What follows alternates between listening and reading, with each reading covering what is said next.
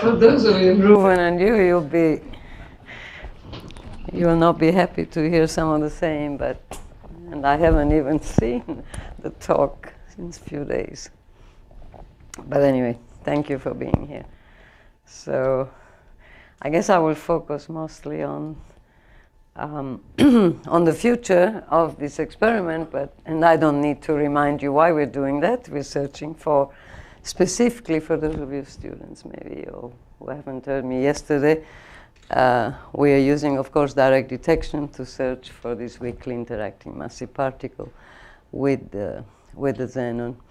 I'm not going to go through this because it's very long. So, direct detection, we're looking, the observable is this tiny energy, less than 30 keV, you can calculate in most material, which is imparted to the nucleus of a detector material.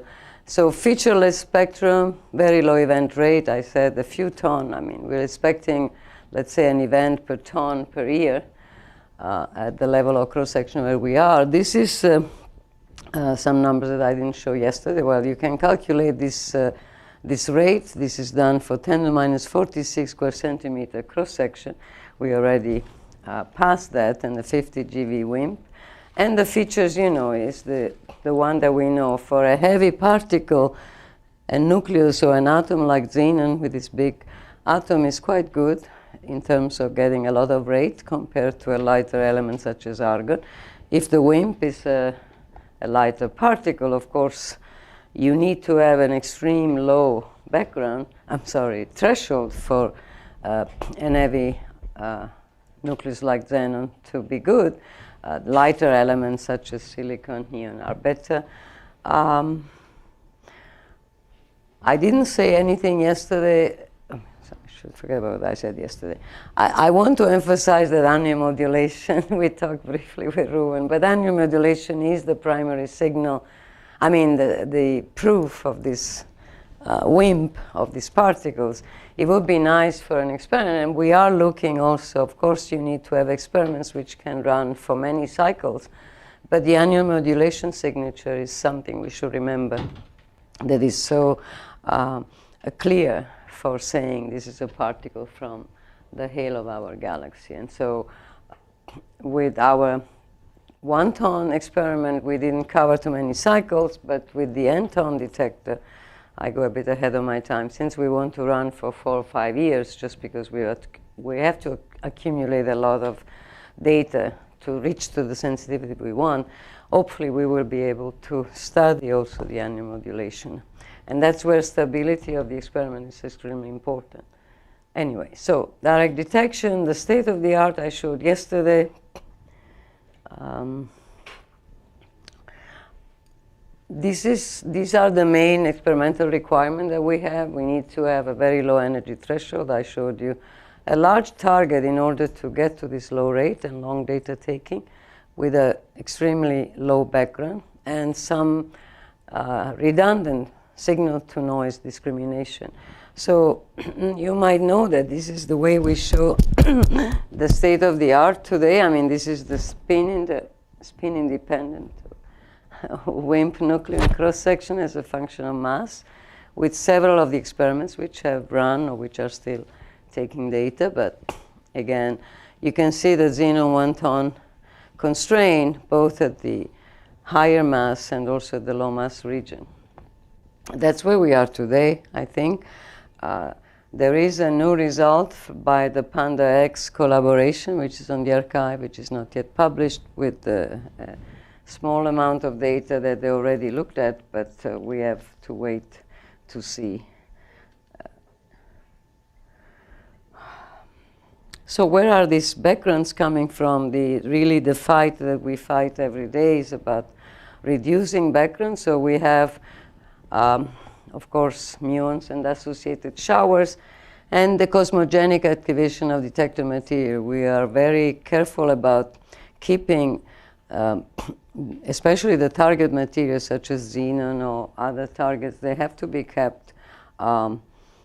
We actually try to minimize shipping them by air. I mean, if there is any transport of xenon, it's by sea to avoid the activation. we have especially all the natural radioactivity in materials, and of course we have ultimately these neutrinos, which we shouldn't call background, is a signal. So anyway, this is something known, and I wanted to talk about this signal. I mean, we are excited to see nuclear recoil from coherent scattering of solar neutrinos, and of course we have actually made a first study with xenon 1 ton, but we look forward to have a bit more sensitivity with xenon n ton for this solar boronate solar neutrino. I think it's accepted now that we call the neutrino fog, isn't it, instead of the neutrino floor, but they do mimic, as you can see on the right. I mean, these neutrinos from boronate clearly mimic a 5-6 GeV WIMP, correct? So we will not be able to really distinguish. You can see the rate here expected, and you can see the threshold of the xenon 1 ton. And it's shown also the spectrum of a 6 GeV WIMP at that cross-section of 4 times 10 minus 45 square centimeters. So, and then you have other WIMP spectra, higher mass WIMP. So we do have this signal, and coherent scattering, it gives you a nuclear recoil, and we search for that in xenon 1 ton, as I mentioned. And we will search for this. I think we're getting very close with xenon n ton to have a sizable number of events of boronate neutrino with the larger exposure especially. So I don't know why this is not showing. We are here now, so this is the family of detectors that we built for xenon. It's worth to remember that this is the type of, these are the best constrained. We didn't see any signal with these different experiments, which lasted some very short, this is like 6-7 months. Xenon under was probably the longest running experiment, and for many years actually it led the field with some of the best results in different channels of WIMP search. But so from xenon 10 with the first 100 kilogram, at least for this technology of xenon time projection chamber, the xenon under detector was the first sizable low background experiment that we were able to demonstrate. And many challenges had to be overcome because you're going from a few tens of kilograms of detector material to hundreds of kilograms. At least 160 was the total in xenon 100. So it was a big step. And we didn't challenge ourselves too much in drift length. The drift of the detector is very important, as I will show you maybe in a follow-up slide.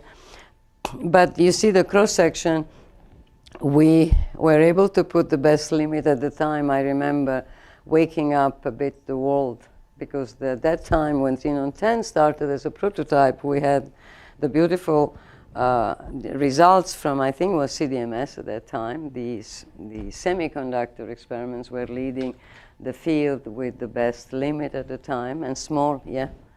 Can I ask a question there? You have 100, so on.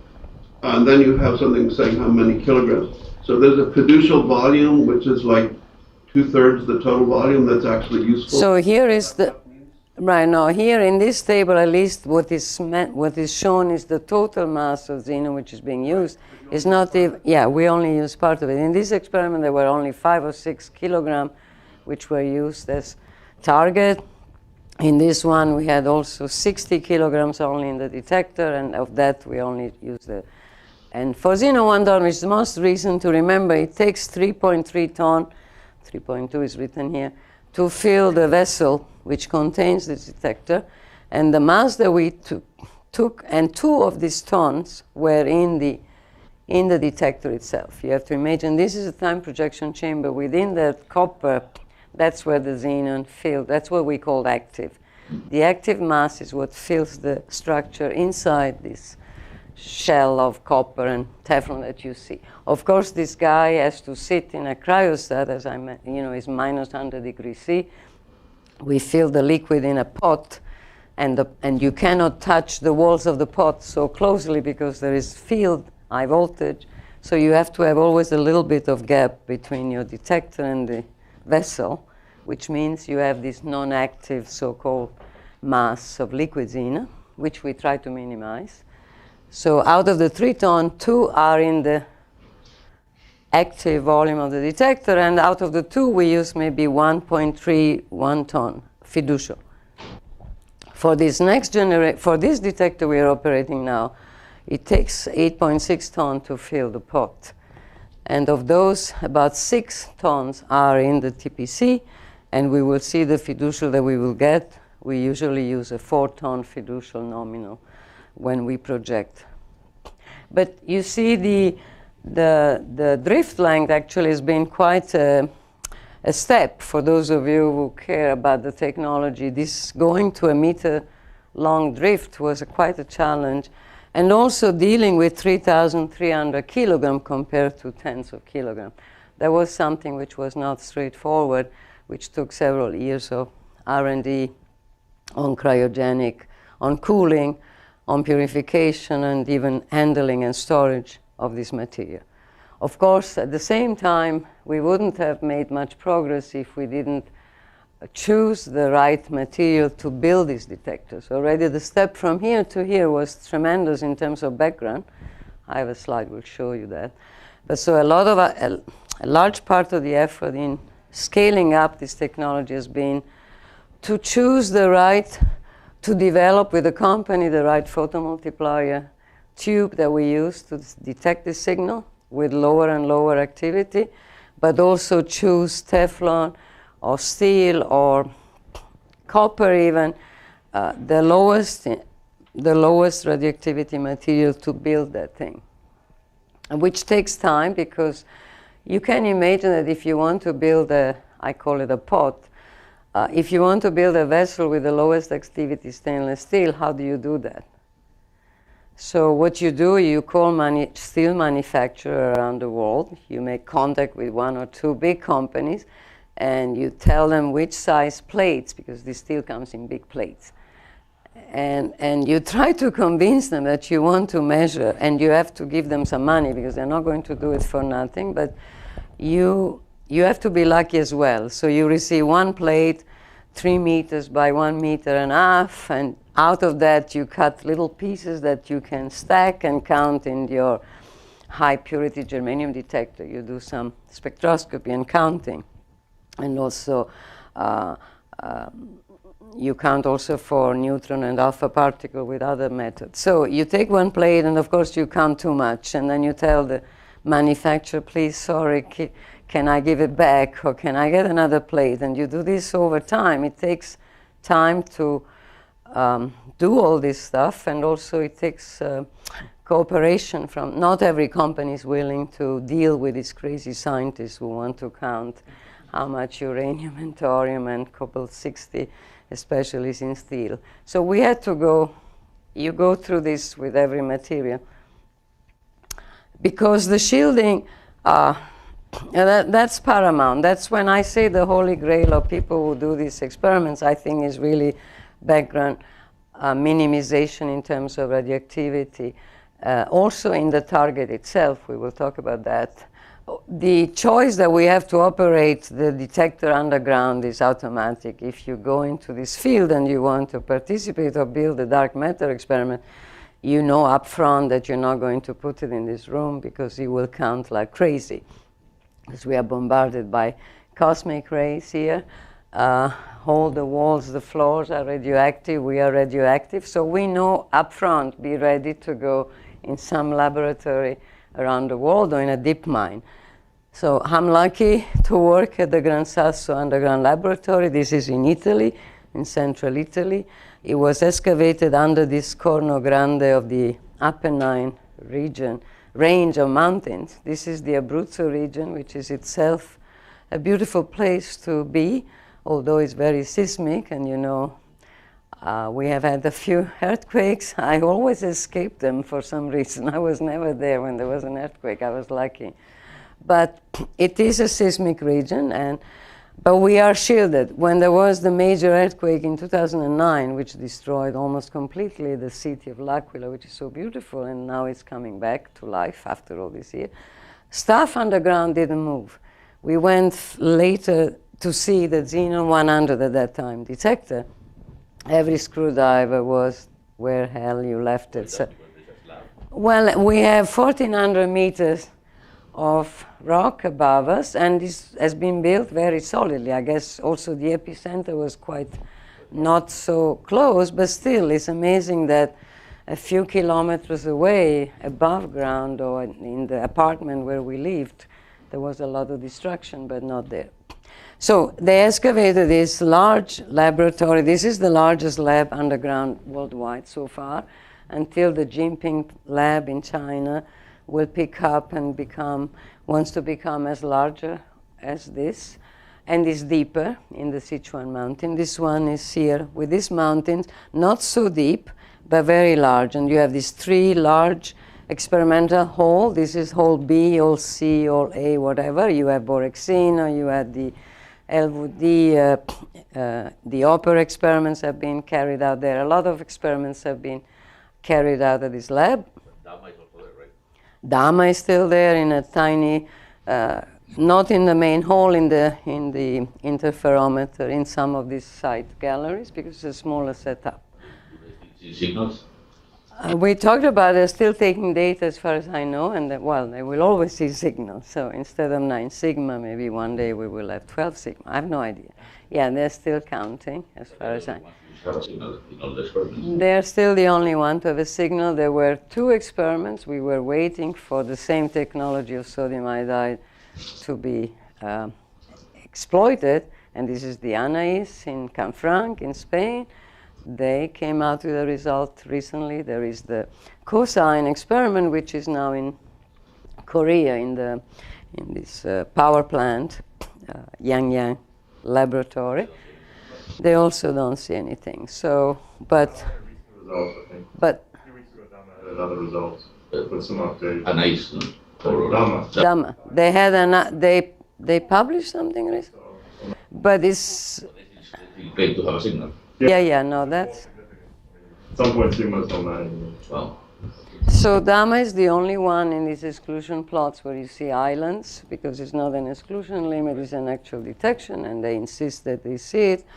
And we wanted to, we hope to clarify the situation with this other experiment, but we have to give them a bit more time to cosine, and Anais maybe, to be able to get to more significance maybe.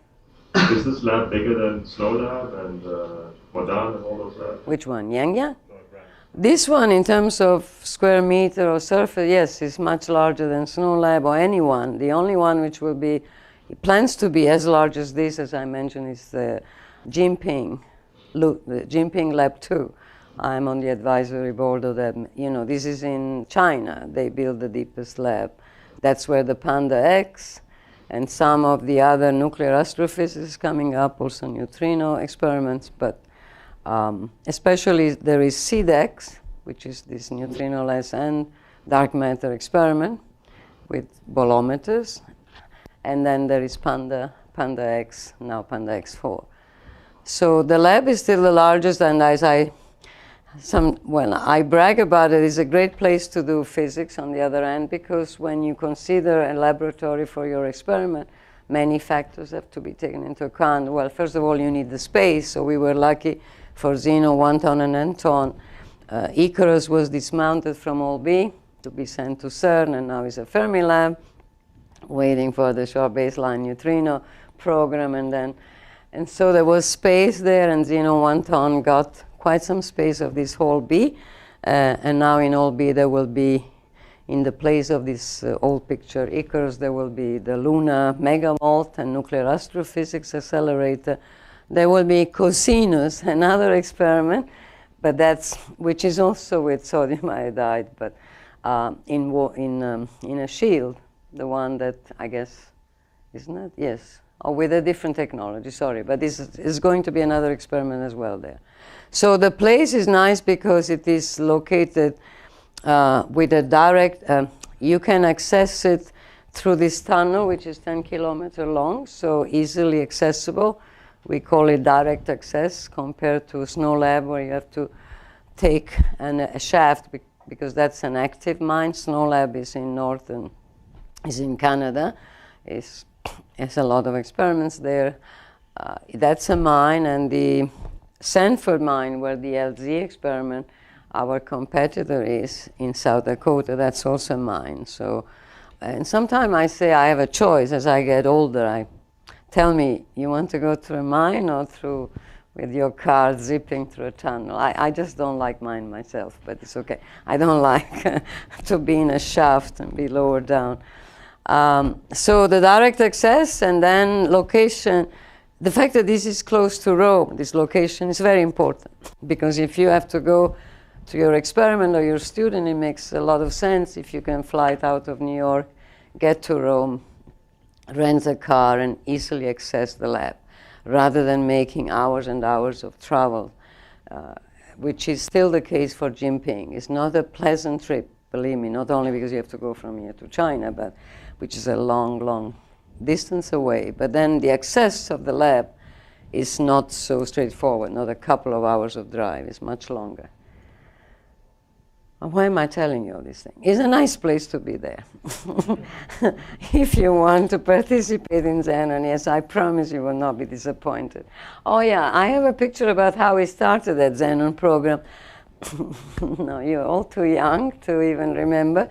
It started in 2000, well, that's Scientific Committee 2004 at the Gran Sasso. It started as a proposal led by Columbia with these few other institutions, all in the US. And the number of people at NCU, you see, you have Yale and Rice. Rice is still there. You have Princeton, Livermore. There was University of Florida when Laura Budd is my good friend, collaborator forever. She just moved to Florida as a young assistant professor, being a postdoc on CMS. And then you have Brown with Rick Gateskill, and there was Columbia, few people. But the funny, and so this is a typical collaboration photo at Nevis Lab. I don't know why I was wearing that awful long skirt, but you know, all these big guys, very Scottish. But you know, these were like 20 people. Yeah, 22 scientists, 7 institutions, 1 country, that's true. And so then, but the point I wanted to make, I think these slides, I used them at the American Physical Society, the Forum of International Physics, because it is about helping the careers of so many.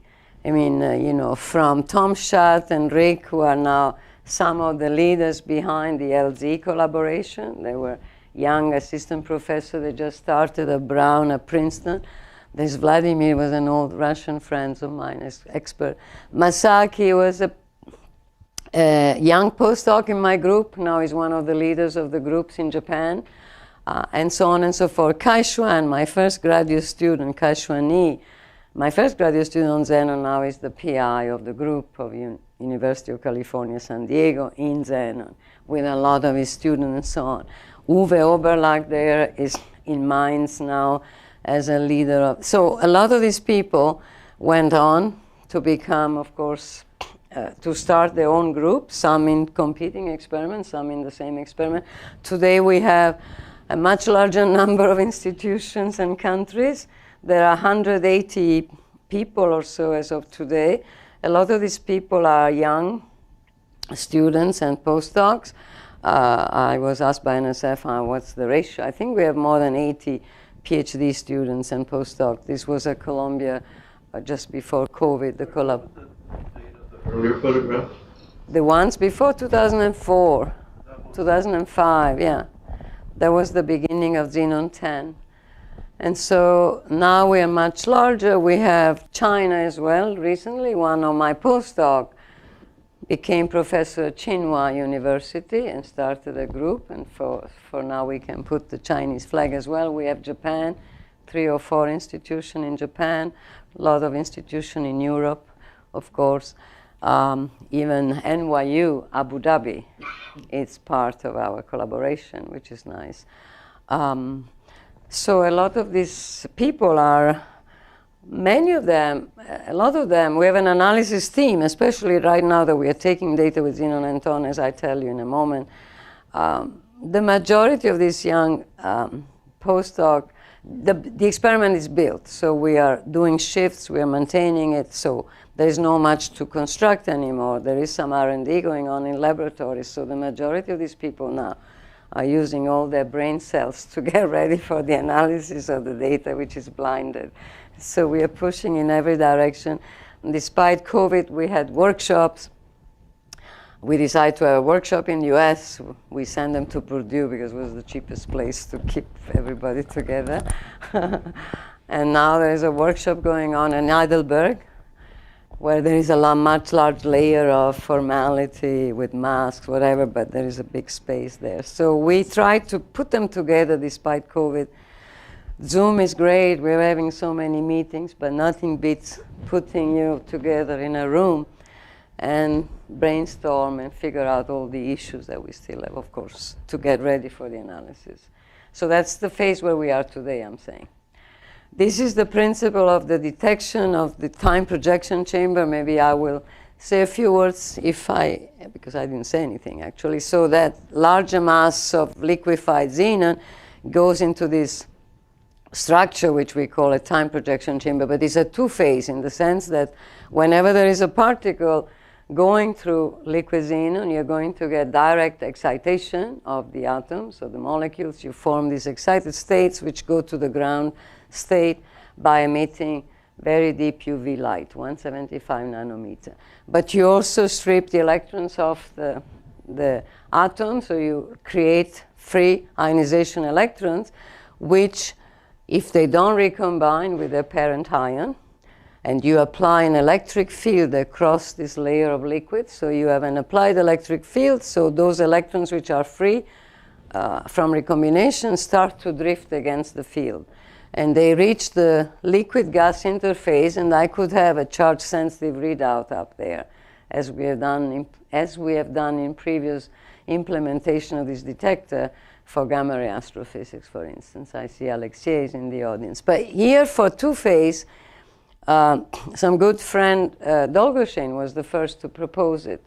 You have the ionization potential is such that you can easily extract these charges, these electrons from the liquid to the gas. There's always a gas phase on top of the liquid.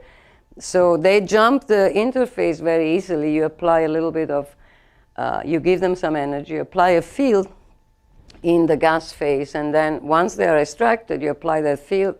Under that field, they accelerate, and as they accelerate, they emit more photons. So we have a built-in amplifier, I call it sometimes, for these electrons. So we forget about detecting the electron. We're going to detect the so-called S2 signal, or the proportional light, which has the same wavelength, but it has a different time characteristic. It's not as fast. And the width of that light pulse, if you see it on the scope, if you measure it, is of course different because it depends on the gap of gas that you have, and also on the drift velocity with which these charges move in the gas. So how much Preshkin has done some work on this interface? How much what? The pressure? Preshkin at Weizmann. And he studied Oh, Amos, yeah, good friend. the kind of bubbles that form in that interface. And that, He studied many things, but yeah, we try to minimize bubbles, but not just... it's not bubbles that you're looking at. No, we're not looking at bubbles. We're trying to keep the liquid, first of all, the liquid level has to be very stable, or you have to have no tilt if you have a detector, because the gap of gas has to be constant across the surface. Otherwise, you have a different amplification here than here. So keeping the detector orientation in tilt and in every direction constant is very important. And then if the X, the gap thickness, is fixed, because you are able to keep it fixed, with a weir, we use a bell. We use the so-called principle of a diving bell. I can tell you more about it. But this is the way we keep all the structure, which is usually, it's very heavy with all that copper phototube. We try to keep it stable, and then the gap of gas is fixed, and the number of how many photons per electron, which is called the amplification factor, how many you get, depends on the pressure of the gas, on the gap of gas, and of course the field as well. So the amplification is in a gap. It's not at some measure. No, there is, of course, in order to produce this electric field, and this is one of the challenges of this detector, you have a cathode. You have an electrode on the bottom where you apply negative high voltage, and to produce a field across this gap, you have let's say a gate, another mesh, another electrode there. Then you have the anode. And so these three electrodes specifically are very critical, and now they're becoming very critical, especially also from a mechanics point of view with this larger detector, because as the diameters become 1.5, 2 meters, it's very difficult to think of having a 2-meter diameter electrodes made of 200 micron thin wire stretched across this length, which has to be kept stable over time. The sagging of a wire, it's a whole research there. So we amplify we get rid of the electrons and turn them into photon, and like this we can detect them with 2 arrays of photosensors, one in the liquid, one in the gas. So from the drift time that we still measure with digitizer, we have the z coordinate of the event. And from the pattern of the light, we can infer the xy position with many different type of algorithms for position reconstruction. So you have a 3D position sensitive detector, but you also have the ratio of these two signals, charge and light, depends on the type of particle. And so you can do discrimination, which is shown there. You can have a good discrimination between electronic recoil from background and nuclear recoil. This is the result of xenon 1 ton already showing the ultimate results. As you know, all these events that we saw, we call them background. But you can clearly see the nuclear recoil region where we would have expected WIMPs to show up, and the large amount of electronic recoil that we are able to discriminate based on many things, but including the ratio of the signals. You know, the energy is measured, the position is measured, the energy is measured in this detector because you have this direct relation between the energy and the number of photon, number of electron, and the W value in liquid xenon. So we end up talking about G1 and G2. Sometimes when you read our papers, it's a kind of how many photoelectron per photon you get. In xenon 1 ton, that was a great number. And we're getting even better with xenon n ton. And the G2 is how many photoelectron per electron in the gas. So one thing which was nice with xenon 1 ton is you see energy resolution in percent, because you can measure the energy in this detector like in any other calorimeter.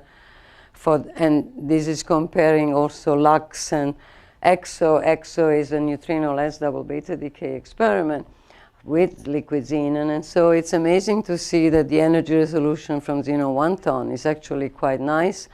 Near the end point of the neutrino-less xenon 136, we have less than 1% energy resolution, which is quite competing with Georgia, with exo and exo.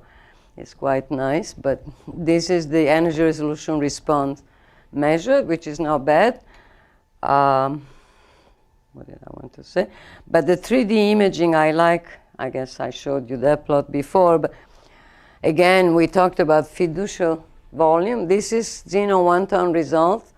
2 ton is the mass of the TPC, and you see we ended up using a lot of tricks, but it was 1.3 ton eventually fiducial. But trick means in order to maximize the number of atoms and all the xenon volume that we have. And so different shapes of fiducial volume. It's an homogeneous liquid. That's one of the beauty of having a liquid. You can make a container in any shape you want, or you can cut also your volume any shape you want, right? That's something which sometimes we don't emphasize. But the fact that you have 3D position sensitivity allows you to select a volume, which is the lowest in terms of background events. But it also, I didn't mention self-shielding. Self-shielding we don't say. Self-shielding comes from the fact that xenon liquid is so dense, 3 times, about 3 grams per cc. But you also have at ZO54. So when you combine the two, you have a very good stopping power, let's call it that way. Or in other words, most of the radioactivity from material is in MeV gamma rays, 511 keV, the potassium 1.4 MeV line, the cobalt 60 lines, these are all MeV photons.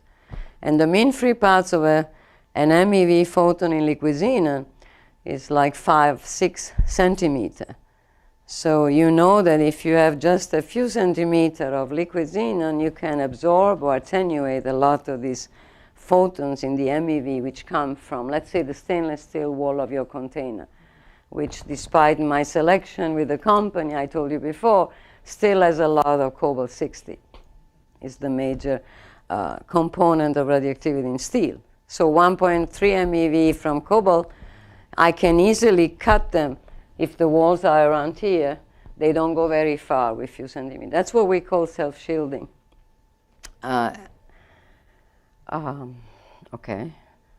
And, by doing all these things, by having this type of technology which allows you to reduce the background in so many ways, the discrimination due to the signal, the self-shielding, the fiducialization of the volume, the multiplicity of the events, which is another good thing, since you see, has enabled this technology to really be scalable, and you can see the size. On top is the size. Actually, now here is actually the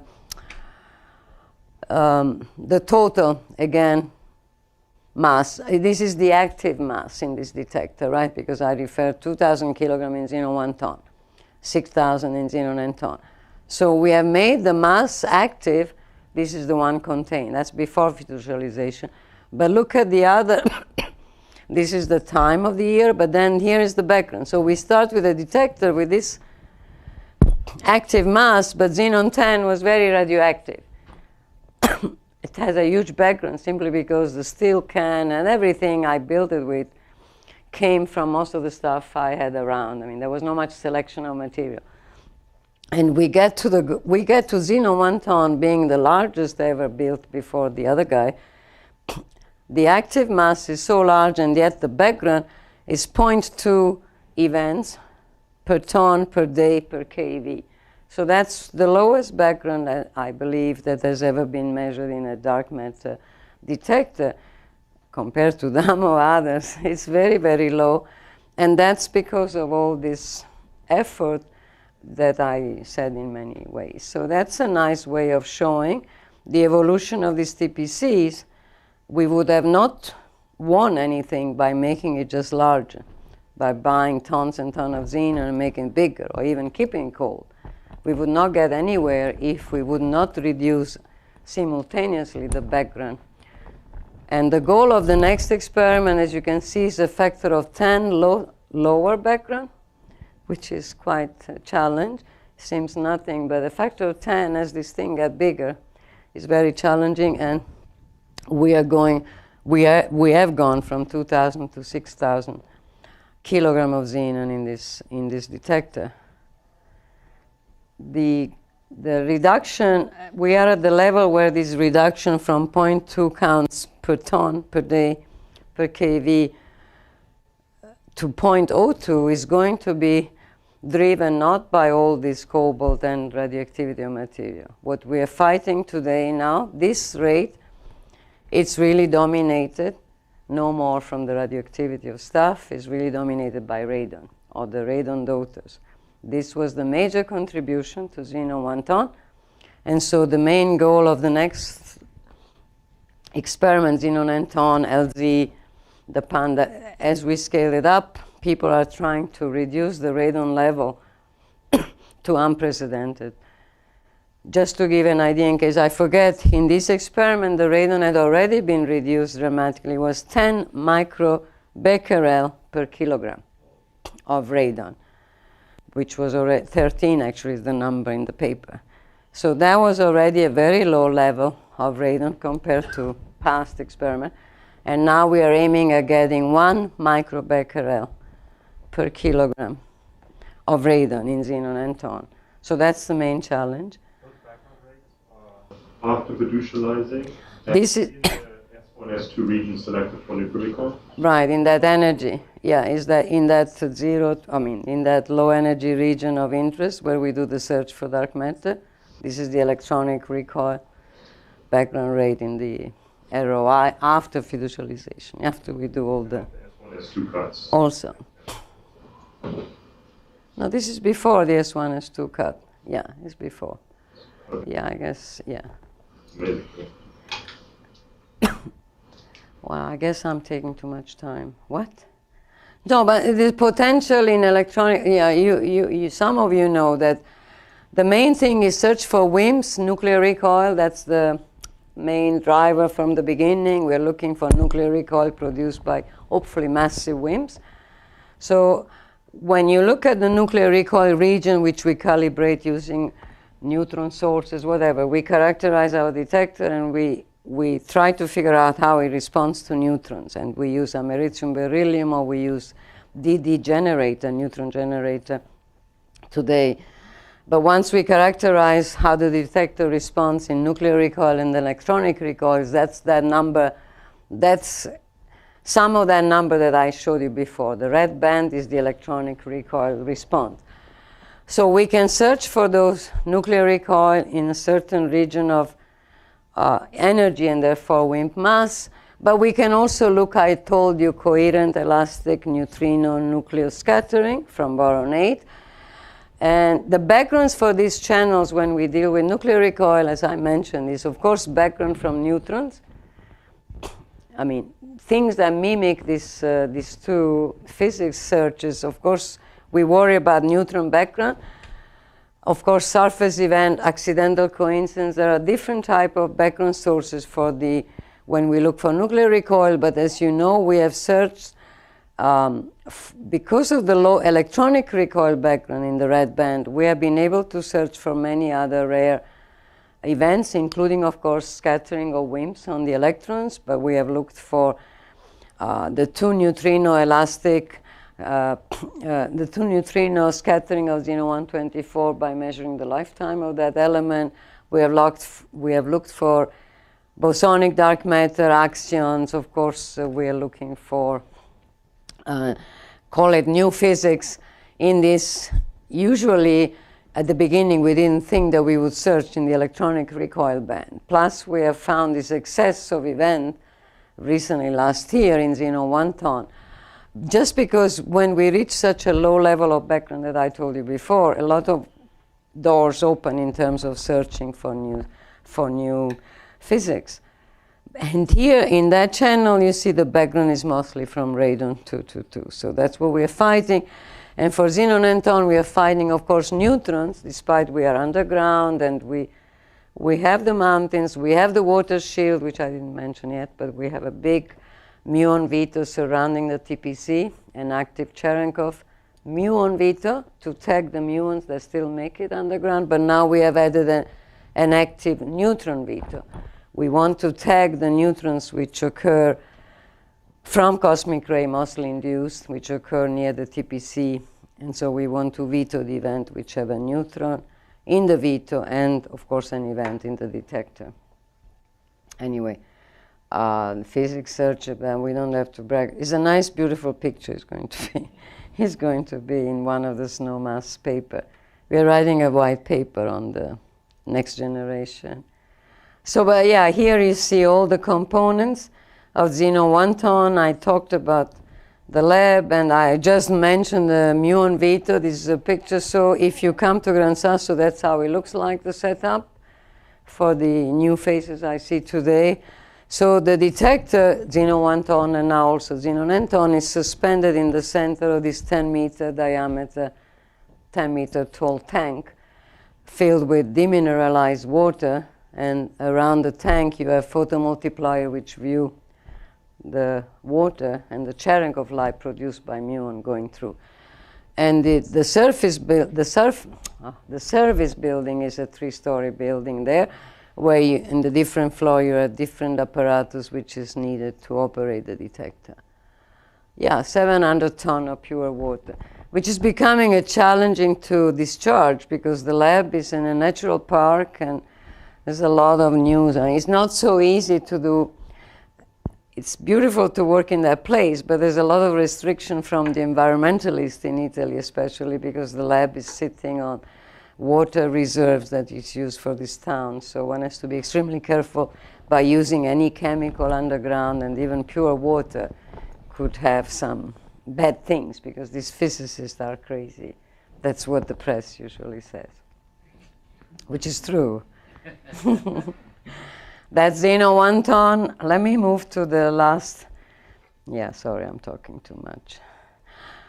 Okay, these are the main results. You have a lot of PRL published from Xeno 1 ton. This is the exclusion limit that I mentioned with the minimum at 4.1 times 10 minus 47 for a 30 GeV WIMP. We have, we always suffer from an upper fluctuation.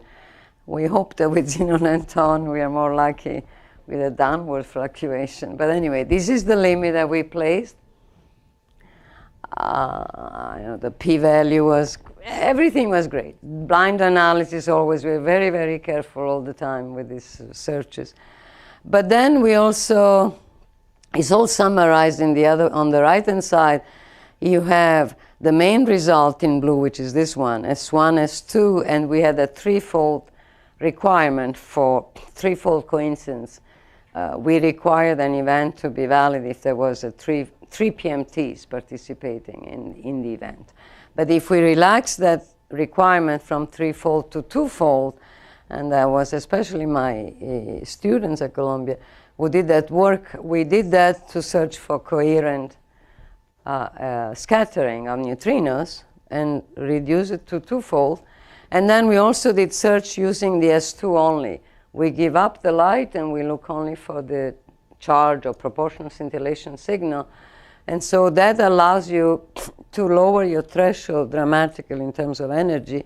So and then we look for the Migdal effect as well. That's all electronic recoil. So you were able with Xeno 1 ton and this 1 ton year exposure to do a lot of, to explore a lot of the parameter space, let's say, in a very broad particle mass region. Going to the low mass, where a lot of other experiments, of course, are also searching and doing a great job. But it's nice to see liquid xenon there too.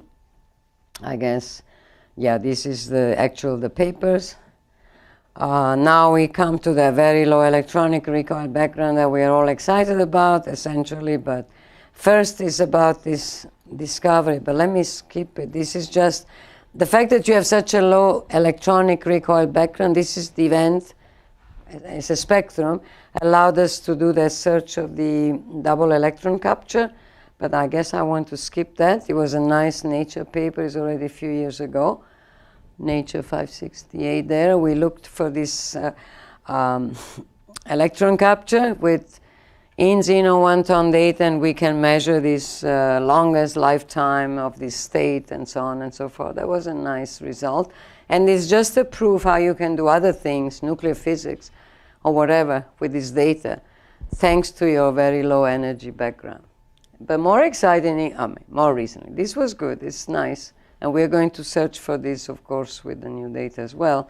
But then we had, more recently, we looked at the same electronic recoil, and we found this excess of event in this 1 to 7 keV region. This was published in PhysRev D last year. It excited a lot of people. A lot of theory papers were written right after and continue to be. The latest one is this conjecture of Luca that he claims that we see chameleons and we see dark energy. That was really... Anyway, so that's the latest thing that I know on the excess. We see 285 events versus what we expected of 232. So the analysis took forever. I have to tell you, this was the most scrutinized data that I've ever witnessed in my collaboration, and it keeps going.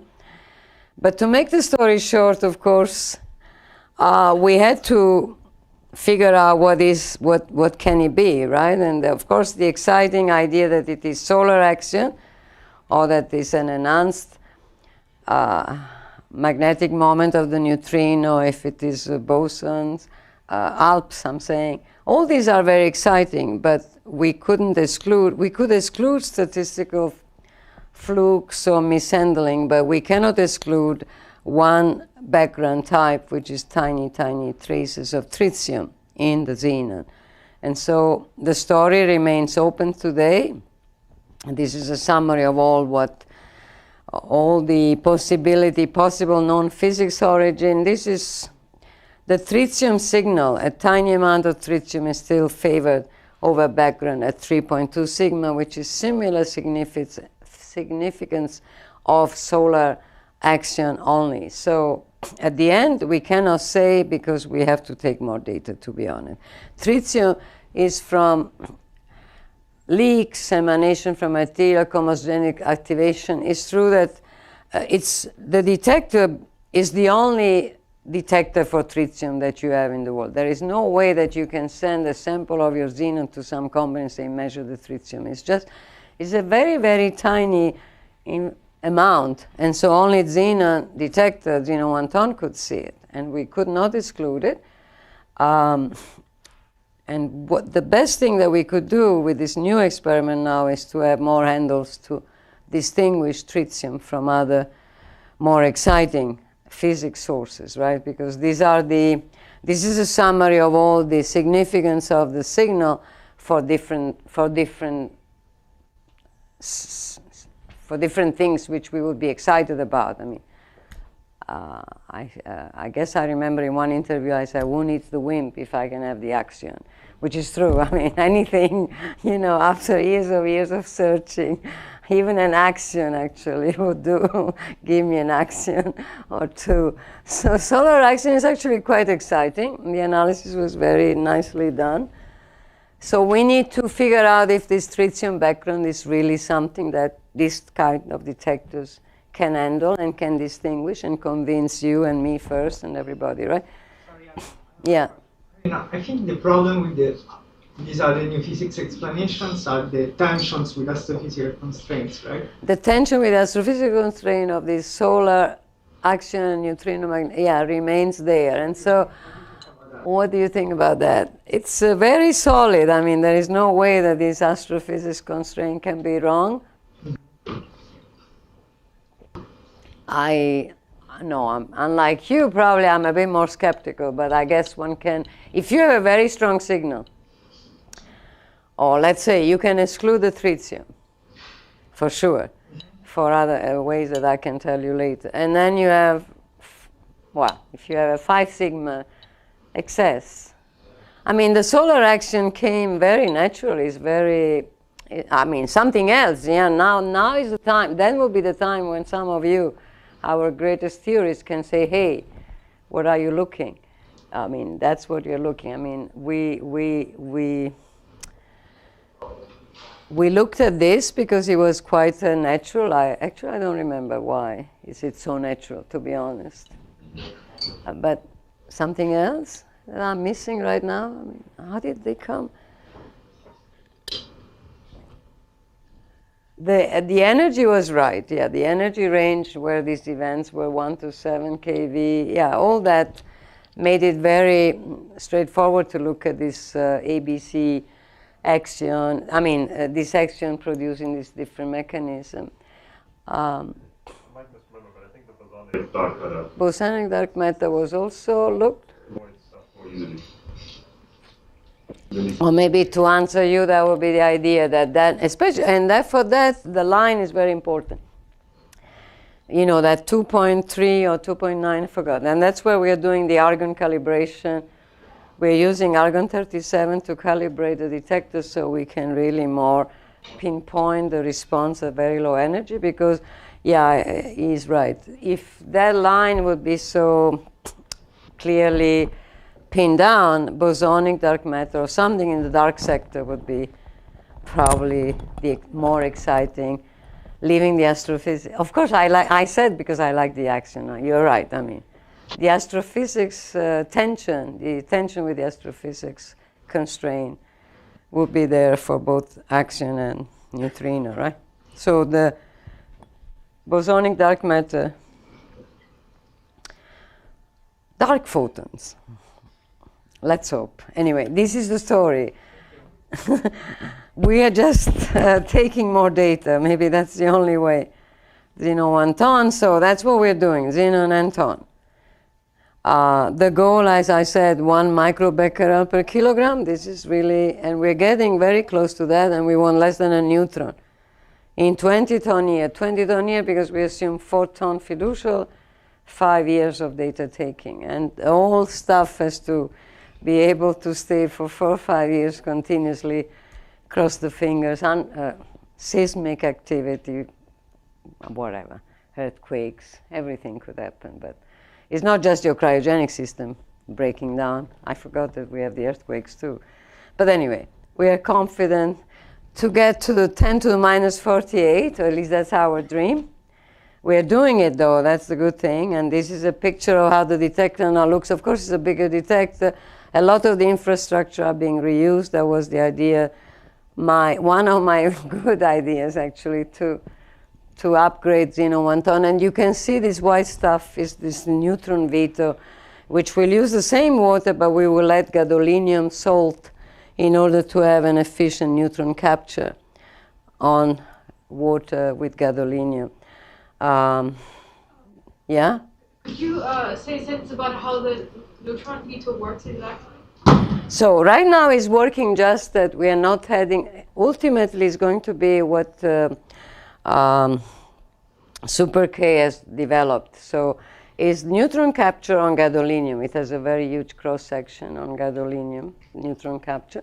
Right now, actually, in the data that we are taking, so the neutron veto is essentially a region around the TPC which is optically separated from the rest of the water with the phototube on the walls here, which look for muon Cherenkov light. I mean, the Cherenkov light from muon. So it's an optically isolated region. All this white stuff is because it's a reflector, and there are phototube mounted on these panels and surround the TPC. Right now we are using just the pure water because we were not, it's a long story. Gadolinium is expensive, the salt, we don't want to mix it because of this discharge problem with the lab. Once you mix it, and if you have to open the detector, you cannot throw away all that precious stuff, blah, blah, blah. But even with the pure water right now, with this phototube, this geometry, we still have more than 70% tagging efficiency for neutron, which is going to be useful even for the data taken now, sorry. Yeah, a lot to say, but the detector is just a better version, bigger, 500 phototube, 1.5 meter of drift. That's how it looks like. We try to learn and improve on things that every time, it's like a continuing R&D, this story, never ends, which also is what keeps me excited, because I know it's still the same stuff. Now I'm getting to the limit. I don't want to see another TPC. I wanted just to detect something, but there's always something new and different that you do that keeps you going. Anyway, beautiful detector, great team. I was there last summer. Despite COVID, we managed to install it underground. This is in the clean room in the water tank. That's when we moved it down. Amazing, really. And then we started to fill it with xenon. I was there with my cryo expert. I've always to be there, you know, you can't keep me away. So, I was lucky to be Italian. I mentioned yesterday, that's really true. Because if I didn't have the Italian passport, I couldn't travel. I couldn't enter Italy. So because I was Italian, I could enter. Of course, I had to quarantine, which means I could go to the lab. Although for Colombian, we shouldn't say it. It was not allowed, but I went on vacation. Can't I go on vacation in L'Aquila? So, you know, that tells you, I break every rule if I have to do to make this going forward. But it was good. Didn't break any rule. I quarantined, and I was there officially on vacation. Detector is doing well, so maybe I should stop here. The neutron veto, whatever. It's a lot of detail. We have calibrated this detector. This is about neutron veto. Sorry, I want to focus. One major system that we have developed at Columbia is this liquid purification system, which has given us yeah, more than 20 millisecond electron lifetime. It's really impressive. I'm really proud and happy that my group contributed. And this is going to be very helpful for this 9 ton almost of stuff that we are, because if we had to do it in gaseous phase, as we have done with xenon 1 ton, essentially we continuously purify the xenon in xenon 1 ton, taking the gas on the top, going through high temperature getters, and re-inject and re-liquefy. You know, you have to keep this liquid clean in order for this tiny amount of charge to make it. And now we are taking directly the liquid. There is a tube which we added on the bottom of the cryostat, you know, cryogenic tube. So we extract the liquid, we push it through fluid pumps. There are 2 redundant fluid pumps by Barber-Nichols, and then we have special filters in these big boxes. There are special filters made of special materials that we had to test in R&D, and which clean the xenon. So now you're going at 2 liters of liquid per minute in terms of flow, whereas we only had 60, 70 gas liter before. Now we have 300-400 kilogram per hour instead of few kilogram. It's very important. 2.2 milliseconds. It's the drift time because it's 1.5 meters. So you lose only 1 in 10 electrons roughly? Yeah. So it's not bad what we have achieved. I mean, this number I've never dared to, I didn't think that I would ever write it down. You know, in xenon 1 ton we struggle. All the 1 ton exposure was taken mostly with data taken with less than a millisecond. Only towards the end, finally, we reached a millisecond of lifetime. Now we're talking 20. So it's quite... And then the radon distillation is the other major piece. Other than the detector, this is also impressive and is needed because, as I said, we want to reduce the radon by an order of magnitude. Beautiful technology which is contributed by the Munster group of Christian Weinheimer. So it's working quite well. And we expect, right now, I'll show you some results where we are. So right now with the krypton, I'm sorry, with the krypton is extremely low actually, even below xenon 1 ton level. So right now we went from 13 microbecquerel, which is the value in xenon 1 ton. We're measuring today 1.7 microbecquerel per kilogram. The data that are being taken are with this level of radon. We expect to reach a factor of 2 of the goal that we had by using the radon column in the liquid flow, as we say. When we connected the radon column, which is a huge enterprise as well with a lot of steel, we saw a rapid drop in lifetime. The column was not so clean in terms of outgassing, so we, in order not to waste time, we have been cleaning it and use only the in gaseous mode. So in the future, we expect to reach the 1. So it's already good that we see 1.7. This is already the lowest level we have ever measured for radon, which is important. So here is our statistics so far. I'll keep taking. So I don't know, this was last week maybe I put it together. So this is the number of days that we decided that we want to get at least a ton here, a 4 ton fiduciary, just to get the same as what we had with xenon 1 ton and see if whatever we didn't see in xenon 1 ton with similar statistics, that meant about 90 days. And we are fighting every day to get, or we can get a bit more or whatever. So the statistics is being accumulated. From July, we have been calibrating the detector and also taking background data, which are blinded, of course, in the region. And so we hope to get, it should be at the first week or something of November, if all goes well, that we reach our 90 days. So, and we calibrated with americium, beryllium, and radon 220 for electronic recoil. So everything looks good. It's a good response. And as I mentioned, everybody is working on this data to optimize cut, selection, to figure out what the hell we have to do. We have the calibration data. This is the background projection that you have seen. Maybe these are published in JCAP. Okay, that's the projection. I don't even want to go. This is, let's say, that's where WIMPs are hopefully hiding. Let's hope so, at the very, very low energy. So this is the electronic, no, this is the electronic recoil background, sorry. This is where, that's what we want to keep very low. And it is quite good already. And that's it.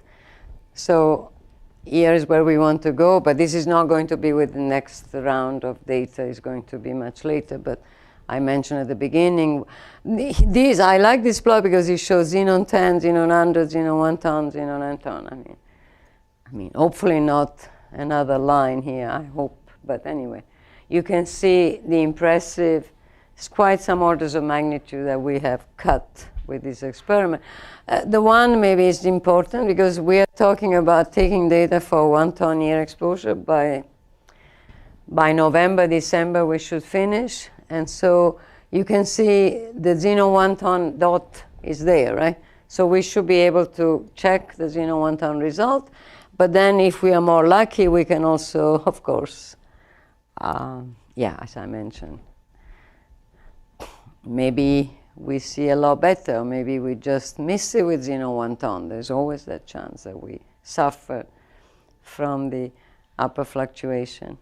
So it's still exciting, but of course we plan to take more exposure. There was a slide on the, here it is, on the axion. I wanted to say a few words, sorry, on the dark sector maybe. And this you have seen already before. There's a plot that was prepared even at the time of the release of the data, exposure and the expected sigma. But you see, we have already, this is for 3 different levels of background, which is dominated by the radon, right?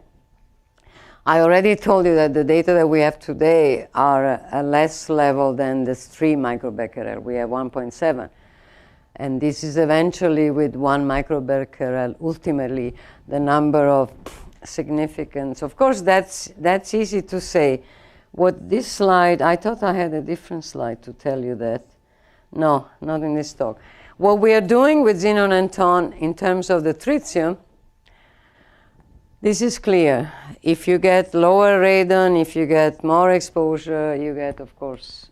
So what we are doing is the following. First is we have prepared the detector in a much different way than xenon 1 ton. We have been outgassing it from months because a lot of this tritiated water or tritium is associated to the surface and to the detector preparation itself.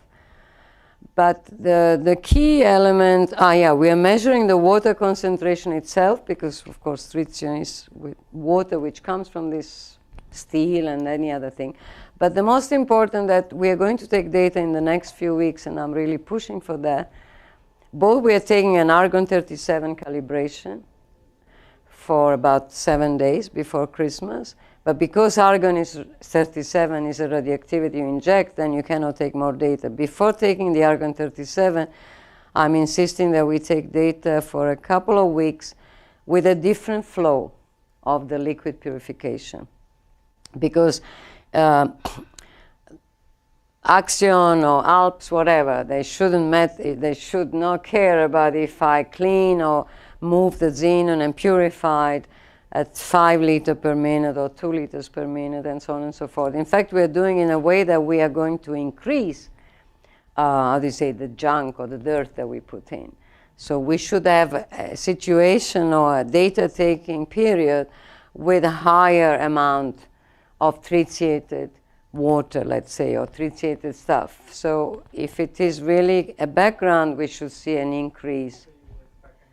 We should expect an increase, whereas if it was a real physics signal, then of course it should be independent. Something like that, whatever we can do, and this to me is actually very important, that we are able to test something for the tritium hypothesis. And otherwise, a lot of statistics helps. But anyway, so sorry, thank you for taking, sorry for taking so much time as always. But. Thank you.